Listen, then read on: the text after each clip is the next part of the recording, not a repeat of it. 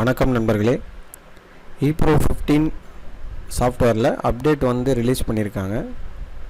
இந்த அப்டேட் வந்து எப்படி இன்ஸ்டால் பண்ணணும், ஏற்கனவே இருக்கிற ஐடி கூடயே கண்டினியூ பண்ணிக்கலாமா எப்படின்ற டவுட் வந்து உங்களுக்கு வரும்.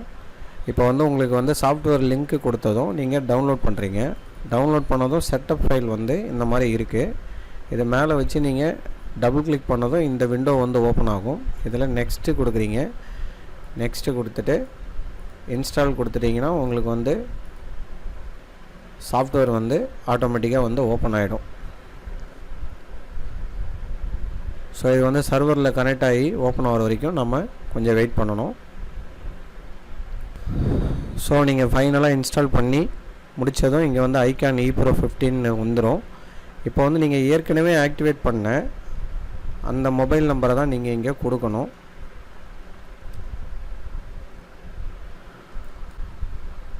ஸோ இப்போ வந்து என்னுடைய வாட்ஸ்அப் நம்பரை நான் கொடுத்துட்றேன். புது நம்பர் கொடுக்கக்கூடாது, ஏற்கனவே ரெஜிஸ்டர் பண்ண நம்பரை கொடுக்குறீங்க. இங்கே வந்து கெட் ஓடிபி அப்படின்ற ஆப்ஷன் இருக்கும்.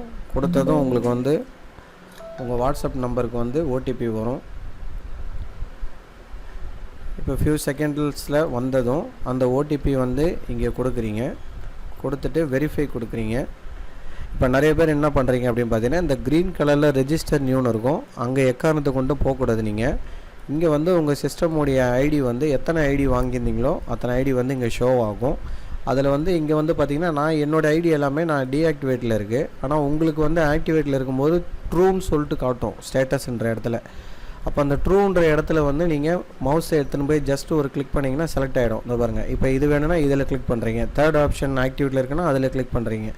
இதை நீங்கள் நல்லா அண்டர்ஸ்டாண்ட் பண்ணிக்கணும். இப்போ நிறைய பேர் இந்த ஸ்டெப்பில் தடுமாறிட்டு ட்ரையல் வெர்ஷன் தான் சார் வருது, நான் நெக்ஸ்ட் டே ஓப்பன் பண்ணாலும் எனக்கு இது மாதிரி தான் வருது. நீங்கள் எத்தனை தடவை உங்களுக்கு சர்வர்லேருந்து நீங்கள் லாக் அவுட் ஆனாலும் நீங்கள் இந்த மெத்தடை மட்டும் தான் ஃபாலோ பண்ணணும். எக்காரணத்தை கொண்டும் ரெஜிஸ்டர் நியூவில் வந்து போகாதீங்க. ஃபைனலாக வந்து நீங்கள் அந்த ஐடியை வந்து செலக்ட் பண்ணி முடித்ததும் ஆக்டிவேட் கொடுத்துட்டிங்கன்னா உங்களுக்கு இங்கே பாருங்கள் இந்த நோட்டிஃபிகேஷன் வந்து வந்துடும். Key activated, thanks for registering. ஃபைனலாக நீங்கள் ஓகே கொடுத்துட்டிங்கன்னா ஃபியூ செகண்ட்ஸில் லோட் ஆகி வந்து உங்களுக்கு சாஃப்ட்வேர் ஆட்டோமேட்டிக்காக வந்து வந்துடும்.